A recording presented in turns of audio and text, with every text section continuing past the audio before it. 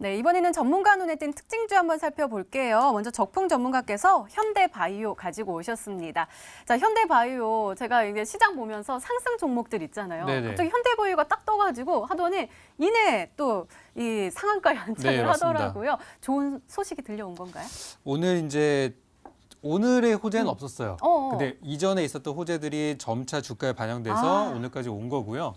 오늘 직접적인 내용도 없었는데 그 배경을 좀 살펴보면은 지금 이 현대바이오의 최대 주주인 CM팜이라는 회사에서 고통이 없는 그런 암 치료 신약을 개발했다는 소식이 나오면서 물론 이제 사람한테 테스트보다 동물 쪽에 테스트를 한 거지만은 이제 이것이 엄청나게 좀 최근에 암학회도 있고 하다 보니까 좀 화제가 된 것 같아요.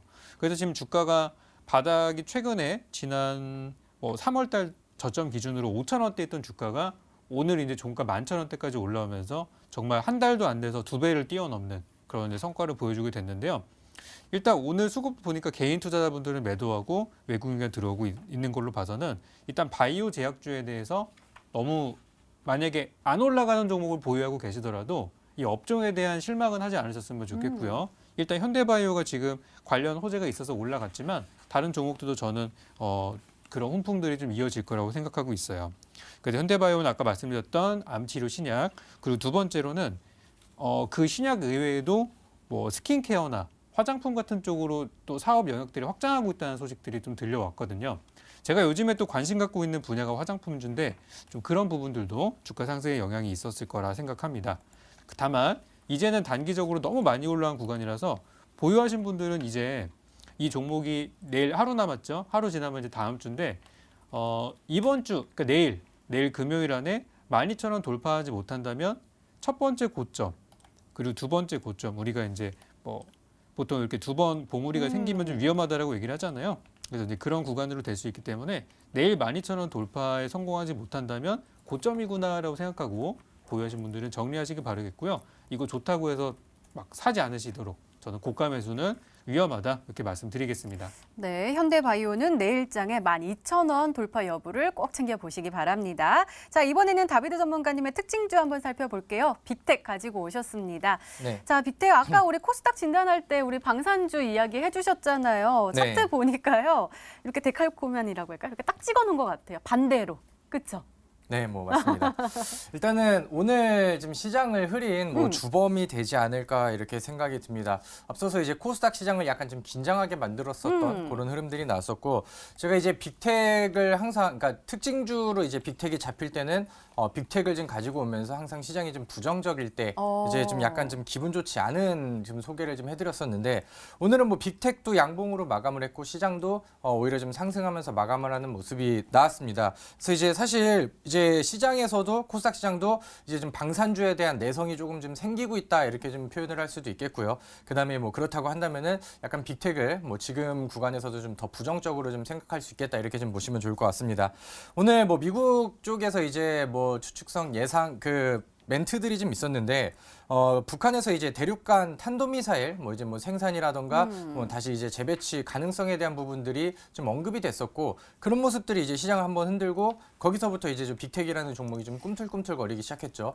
워낙 그 변동성 자체가 큰 종목이기 때문에 뭐 그런 순간에 이제 오늘 뭐 장중에 10% 이상의 상승률을 좀 보였었던 그런 모습들도 나오는데, 이 종목이 이제 분봉상 움직임을 본다고 하면은 시장이 꼬리를 달면 또 갑자기 그 위쪽에서 급락이 떨어지기도 하고요. 이거는 뭐 이제 종목이라고 하기보다는 사실 뭐 장중에 뭐 눈치 싸움, 눈치 게임 정도의 그런 흐름이 아닌가 이렇게 생각이 듭니다. 오늘 뭐 이제 그 북한에서 김정은의 중대 발표를 좀 앞두고 있는데 약간 좀 부정적이다 이런 좀 내용들이 나오면서 빅텍이라는 종목이 좀 반짝반짝하는 그런 모습들이 나왔는데, 이런 모습, 그러니까 이런 재료라든가 이런 이슈들이 뭐 하루 지나고 뭐 시장이 조금 더 상승을 한다고 하면은 빅텍은 또 과거처럼 뭐 이제 당일 만에 뭐 이제 강하게 이제 급락하는 이런 모습들이 좀 많이 나오거든요. 사실 이 종목이 거의 뭐 개인 투자자들에 의해서 거의 뭐 단타성 매매를 통해서 좀 나오고 있는 그런 상황들이기 때문에 사실 뭐 잘못 건드렸다가는 좀 거하게 좀 물릴 수 있는 그런 좀 리스크가 있는 그런 종목이라고 생각이 듭니다. 그래서 지금은 제가 오늘 그 빅텍이라는 종목을 특징주로 가지고 온 거는 시장이 막 빠지고 있는 그런 상황이 아니고, 빅텍이 올라갔을 때 뭐 다른 종목을 투자한다고 해서 다른 종목으로 수익이 안 나는 것도 아닌 그런 상황입니다. 그래서 과거와는 좀 다른 길을 좀 걷고 있는 그런 상황이라고 이제 보시면 될 것 같고요. 나중에 뭐 시장이 좀 조정이 나올 때라던가 혹은 뭐 이제 또 북한발 이슈가 좀 더 안 좋게 나와가지고 시장을 좀 흐리는 구간들이 있다고 하면은 뭐 당일 단타성 종목으로만 혹은 뭐 이제 소액 매매 정도로만 좀 보시고요. 웬만하면 이제 관심권에서 좀 배제를 좀 시키시는 게 좋겠다 이렇게 정리하도록 하겠습니다. 네, 이렇게 오늘도 꼼꼼하게 진단해 주셨습니다. 이렇게 시장 분석과 함께요. 전문가 눈에 띈 특징주까지 짚어봤습니다.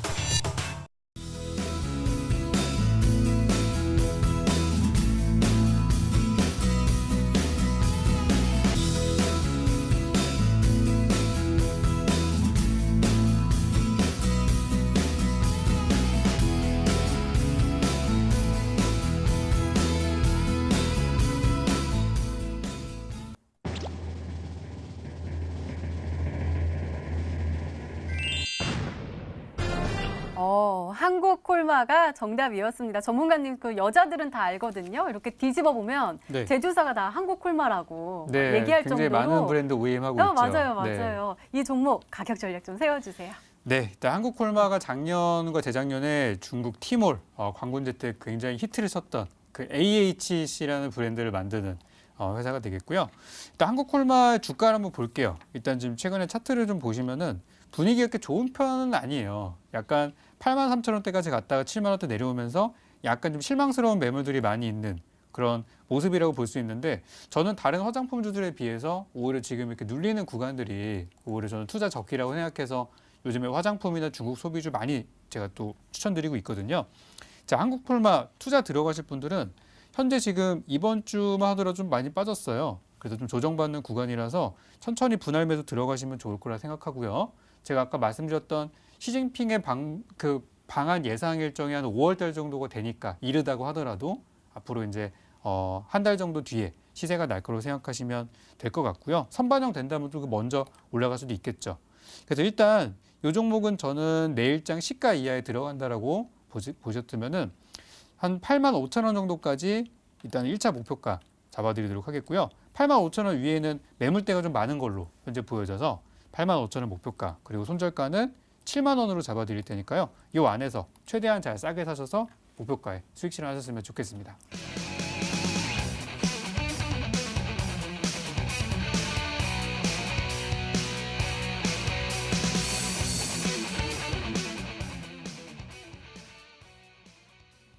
저 이거 배웠잖아요. 그 최대 거래량 나오면 상승할 수 있는 힘이 있다. 라고 네. 계속해서 말씀해 주셨는데 오늘도 이 종목 가지고 오셨나 봐요. 네, 일단은 저는 오늘 첫 번째 힌트보다는 두 번째 힌트를 들었을 때, 그다음에 두 번째 힌트보다는 세 번째 힌트를 들었을 때 좀 종목 추리가 훨씬 좀 더 쉬워지게 이렇게 좀 구성을 좀 했는데요. 첫 번째는 이제 차트에 대한 부분들입니다. 앞서서 뭐 이제 최대 거래량이 나왔을 때 종목이 좀 상승할 수 있을 가능성이 크다 이런 이런 말씀을 좀 해주셨는데 우리 시청자분들이 이제 그 최대 거래량이 터지는 건 좋지만은 그런 부분들이 이제 양봉으로 이어지고 바닥권에서 이제 돌파가 되는 그런 흐름으로 이어져야지 음봉으로 막 깨져버리는 최대 거래량을 보여준다고 하면은 큰일 났다면서 빠르게 이제 도망가셔야 되는 그런 상황이죠. 그래서 제가 그 과거의 차트, 그러니까 예제 차트를 보여드리면서 지금 뭐 상장 이래 최대 거래량이 터졌고 그 다음에 3년 만에 이제 추세 자체를 좀 바꿔가고 있는 그런 모습들인데 그런 모습들이 처음에 이제 발생을 했을 때 종목들이 어떻게 움직이는지 같이 좀 보도록 할게요. 차트를 보시면은 첫 번째 이제 위니푸드라는 기업입니다. 이 종목은 뭐 최근에 좀 인기를 좀 많이 끌었었고 폭발적으로 이제 급등하는 그런 모습들이 나왔었는데 상장 이래 이제 거래량 죽여가면서 이제 조용했었던 구간들 그 다음에 이제 그동안에 나오지 않았었던 대량 거래량을 한번 터트리면서 과거의 정고점대를 위쪽으로 좀 뚫고 올라가 버렸죠. 그러니까 과거에 뭐 저항대라든가 혹은 뭐 이제 그 돌파를 해야 될 그런 뭐 이제 좀 저항 라인들을 한 방에 좀 돌파를 해버리다 보니까 여기서 이제 거래량이 터트리고 최대 거래량을 보여준 이후로는 뭐 상한가라든가 그 이상의 뭐 강력한 흐름들이 단기간 안에 이제 이어지는 이런 모습들이 나옵니다. 뭐 단발적으로도 뭐 이제 이런 느낌들이 좀 많이 나오고요. 우리 시청자분들이 가장 좋아하는 뭐 이제 하츠라는 종목도 마찬가지로 그동안에 나오지 않았던 대량 거래량들, 최대 거래량들이 나오면서 바닥권에서 바닥 돌파가 나왔죠. 그다음에 이제 쉬어가고 안착하는 구간들을 조금은 좀 가져주기는 했지만은 그다음에 이제 여기서 자리가 지켜지고 상방으로 주가가 있다 보니까 이런 식으로 위쪽으로 강하게 돌파하는 이런 모습들이 나오고 뭐 상한가 이상의 흐름들이 이어지었었던 그런 종목입니다. 그래서 이런 부분들을 이제 보신다고 하면은 기술적으로 바닥 돌파인데 거래량이 더해지고 우리가 이제 매수해야 될 타점이 좀 이런 부분이고 이런 자리고 우리가 이런 자리에서 매수를 했었을 때 뭐 상한가 혹은 그 이상의 흐름들 혹은 강력한 추가 상승세를 기대할 수 있겠구나 이런 부분들을 기억을 하시면 좋을 것 같습니다. 네, 전문가님 하나만 더 여쭤볼게요. 아까 그 최대 거래량 할 때 우리 네. 거래량 하면 빨간 봉, 파란 네. 봉 이렇게 막 나오잖아요. 그 네. 최대 거래량이 나왔을 때 상승할 수 있었던 거는 이 빨간 봉이었을 때죠? 그거는 빨간색일 때? 차트를 질문하신 것 같은데 네네네. 일단은 그 차트를 좀 같이 볼게요. 이거는 우리 시청자분들이 헷갈리신다고 하면은 좀 제가 설명드릴 테니까 같이 좀 보시면 되겠습니다. 네. 일단은 그 최대 거래량이 나왔을 때 빨간색을 봐야 된다는 것은 일봉상, 그러니까 주가가 올라가면서 나왔었던 이 일봉상 흐름을 봐야 되는 거지 이 거래량에 이제 빨간색을 보라는 건 아닙니다. 근데 이제 보통 HTS 설정마다 조금씩 다를 수 있는데 이게 전날보다 거래량이 많이 나왔을 때 이제 빨간색, 줄어들었을 때 이제 뭐 파란색 이렇게 이제 설정이 기본적으로는 되어 있고요. 뭐 다르게 이제 되어 있는 그 증권사 HTS도 있거든요. 그래서 사실 뭐 최대 거래량이라고 한다면은 뭐 당연히 이제 뭐 빨간색으로 이제 거래량 봉이 좀 나오겠지만 우리가 봐야 되는 것은 거래량의 이 빨간색을 보는 게 아니고 거래량은 수치적으로 많이 올라왔을 때 주가가 이렇게 빨간색으로 추세를 위쪽으로 돌파하는 이런 강한 상승이 나와줬느냐 이런 부분들을 참고를 하시는 게 좋겠습니다. 네, 알겠습니다. 자, 두 번째 힌트 바로 열어볼게요. 다비드 전문가님의 두 번째 힌트입니다.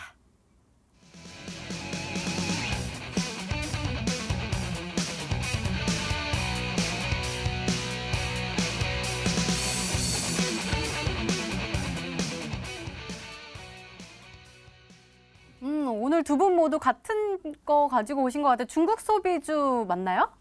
네, 일단은 뭐 설명을 드릴게요. 네. 앞서서 적풍 전문가님께서는 시진핑 방안에 대한 내용들을 얘기를 하셨고 사실 뭐 저도 뭐 비슷한 그러니까 중국 쪽에 좀 이슈를 좀 같이 보려는 건데 일단은 중국이 올해 뭐 우리나라 돈으로 뭐 334조 정도 규모의 사상 최대 감세 계획에 대해서 이제 발표를 했습니다. 거기서 이제 뭐 부동산부터 해가지고 뭐 여러 가지 다양한 내용들이 있는데 우리가 이제 좀 봐야 될 부분들은 해외 직구를 하는 거에 있어서 그쪽에서도 이제 세금의 인하가 좀 들어갔다는 부분들, 그러니까 좀 중국 사람들이 해외 직구를 했을 때 조금 더 접근성을 좀 더 높여줄 수 있는 거고 그다음에 좀 이용을 더 많이 하게 해줄 수 있는 그런 부분들이 이제 부각이 됐습니다.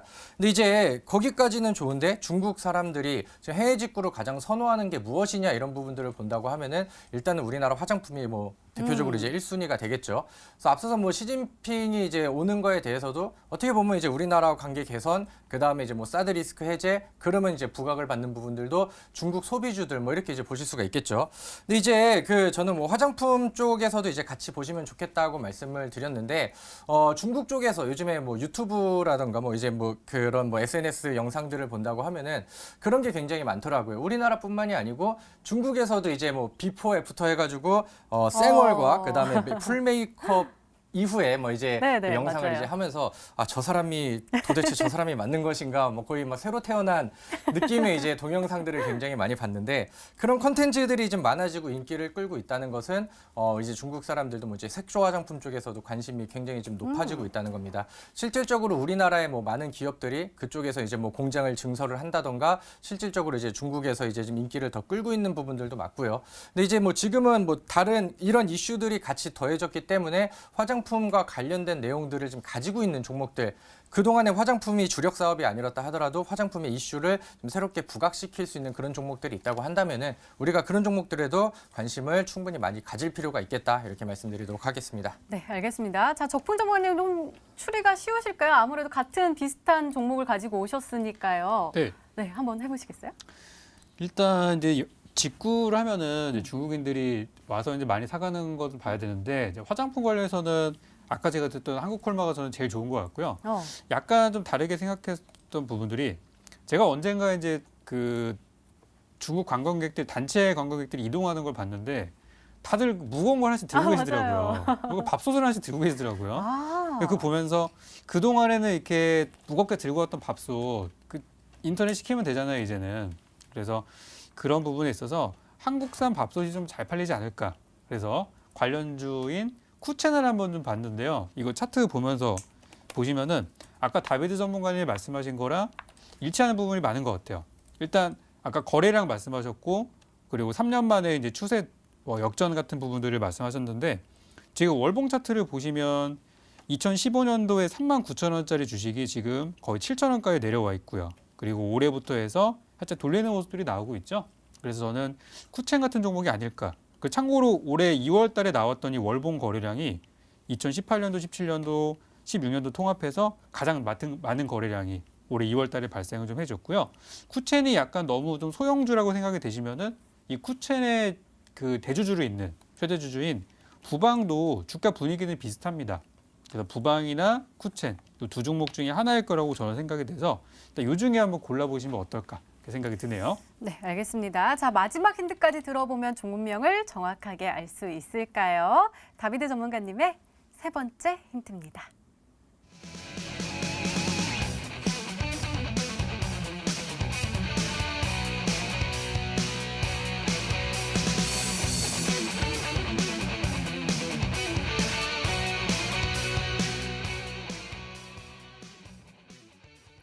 네, 이번에는 미중 무역 협상과 관련된 종목이다라고 하셨어요.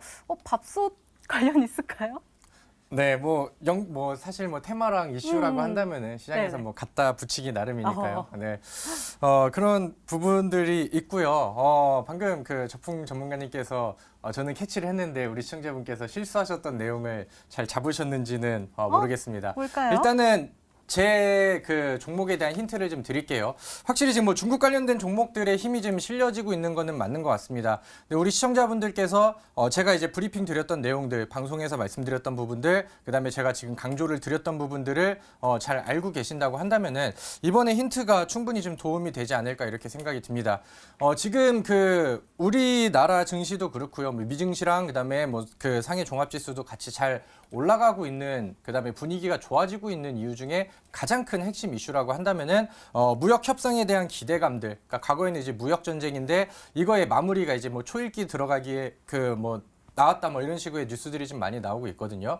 그래서 이런 부분들이 전반적인 시장의 분위기를 좀 같이 끌어줄 수는 있습니다. 근데 이제 우리한테 필요한 거는 뭐 시장의 상승 속도랑 같이 맞춰서 가는 그런 종목들이 아니고 이런 이슈가 있었을 때 시장보다 더 빠르게 갈 수 있는 시장이 뭐 1% 정도 올라갔다고 한다면은 우리 종목들은 막 5, 6%, 7, 8% 혹은 뭐 15%, 30% 이렇게 올라갈 수 있는 그런 변동성이 큰 종목들을 공략할 필요가 있겠죠.